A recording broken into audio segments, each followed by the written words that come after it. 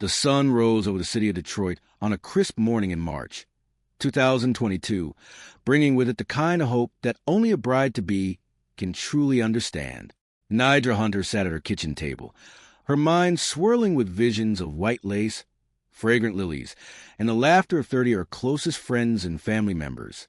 She wanted her wedding day, set for October 8, 2022, to be a seamless tapestry of joy. Central to this vision was a grand party bus, a vessel of celebration that would transport her wedding party from the ceremony to the park for photographs and finally to the grand reception. It was a day for unity, a day where no one would be left behind. In her search for perfection, Nidra found herself scrolling through social media, where she encountered a company that seemed to promise the world. The name was Luxury Queen and Mr. Party Bus. The photographs on their page were dazzling. There were images of a large, pristine white bus, a vehicle that looked like it could hold 30 people with room to spare. It looked luxurious, professional, and exactly like the high-tier service Nidra desired. She reached out to the owner, Tamika Young, and a deal was struck for $950. Nidra felt a sense of relief, believing she had secured a vital piece of her wedding puzzle. However, beneath the shiny surface of the website and the polished Facebook posts, the reality was far different. Tamika Young operated a business that was less about owning a fleet and more about the art of the hustle. She did not own the buses she advertised. She had no vehicles registered in her company name or even her own name. Instead, she was a middleman, a subcontractor who would take a client's money and then scramble to find a vehicle from other companies, often at the last minute. This was a house of cards built on promises and digital images. As the wedding date approached, the cracks began to show. In late September, just 3 weeks before the big day, Tamika called Nidra with news that would make any bride's heart sink. She claimed that the large bus Nidra had seen in the advertisements was no longer available. The excuses were inconsistent. At one point, it was a mechanical difficulty. At another, it was an accident. The truth was that Tamika had known as far back as March that the specific bus was not an option, yet she had taken Nidra's money anyway. When the wedding day finally arrived, the situation went from bad to worse. Instead of a grand 30-passenger bus, a much smaller vehicle arrived. It was tight, cramped, and wholly inadequate for the group. To make matters even more complicated, the driver was Tamika's 20-year-old nephew, Antoine. Antoine was young and lacked the professional experience one would expect for such an important event. He arrived late, claiming he had been given the wrong address, even though the hotel was a well-known landmark in the community. Furthermore, at that time in October 2022, Antoine did not even possess a valid commercial driver license, which was a legal requirement for operating such a vehicle. The wedding party tried to make the best of it. They danced, they took pictures, and they celebrated the union of Nidra and her husband. But the disappointment was palpable. Many guests could not fit on the bus, and the sense of unity Nidra had worked so hard to create was fractured. Nidra felt she had been the victim of a classic bait and switch. She had paid for a premium service and received a substandard substitute. When the matter finally reached the courtroom of Judge Judy, the atmosphere was tense. The judge, with her sharp wit and decades of experience, quickly saw through the facade. She questioned Tamika about her business practices, uncovering the fact that Tamika owned no assets and relied entirely on subcontracting. The judge noted that when a person offers a top-tier service without owning the necessary equipment, they are simply waiting to disappoint people. Tamika argued that she had offered a refund on the day of the event, but Nidra had refused it because she needed the transportation, however flawed it was. The judge was not moved by Tamika's excuses.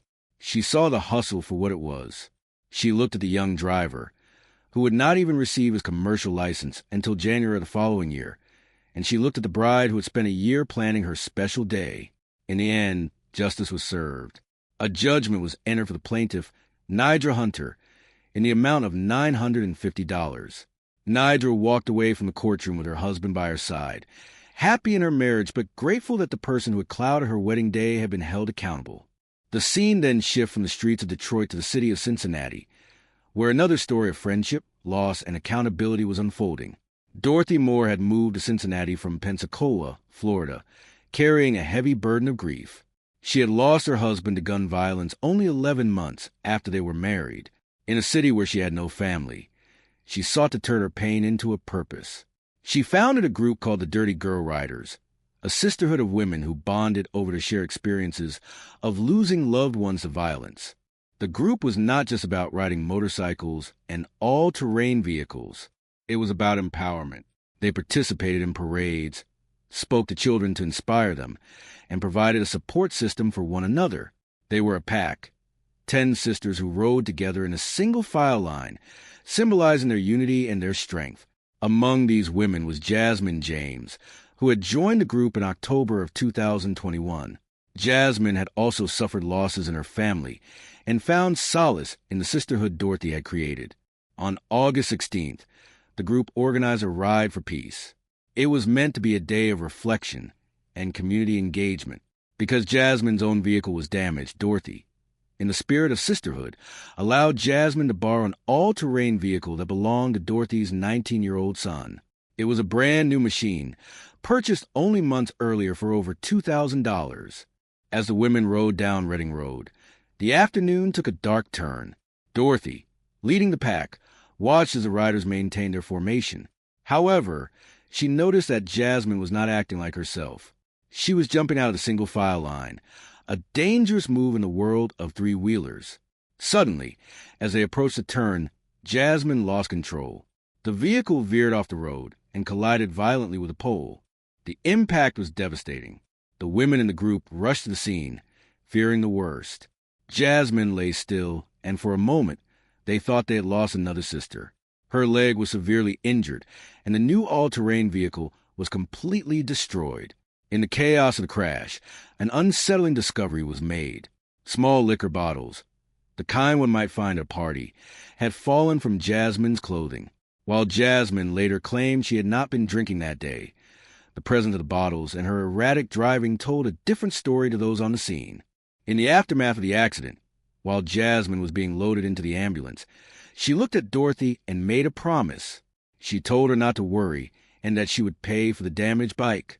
This promise was later echoed in text messages, where Jasmine expressed her full intention to make things right. However, as time passed, the promise remained unfulfilled. Jasmine began to suggest that perhaps the blame should be shared, claiming that Dorothy had startled her by turning without a signal. The friendship that had been forged in the fires of shared grief began to crumble under the weight of financial debt and denied responsibility. Dorothy, who had invested her heart and her resources into the sisterhood, felt betrayed. She had made it clear to all members that they were responsible for the machines they borrowed, yet here she was, left with destroyed vehicle and a broken promise. When they stood before the judge, the truth was laid bare. The judge listened to the account of the crash and reviewed the evidence of the sisterhood's mission. While the group's appearance in their leather gear might have looked like a typical biker club to an outsider, their purpose was rooted in human value and peace. The judge also saw the text messages where Jasmine had admitted her responsibility. The judge understood that in an organized group, especially one built on such a sensitive foundation, there must be clear boundaries and accountability. Jasmine's claim that Dorothy caused the crash was not supported by the facts. The judge ruled in favor of Dorothy Moore, awarding her $2,279, the full price of the destroyed all-terrain vehicle. As the court adjourned, Dorothy felt a sense of peace. It was not just about the money. It was about the principle of honesty and the preservation of the values her group stood for. She had sought justice for herself and for her son, and she had found it. Jasmine, though disappointed, had to face the consequences of her actions. The Ride for Peace had ended in a courtroom, but the lessons of responsibility and the enduring strength of the sisterhood remained.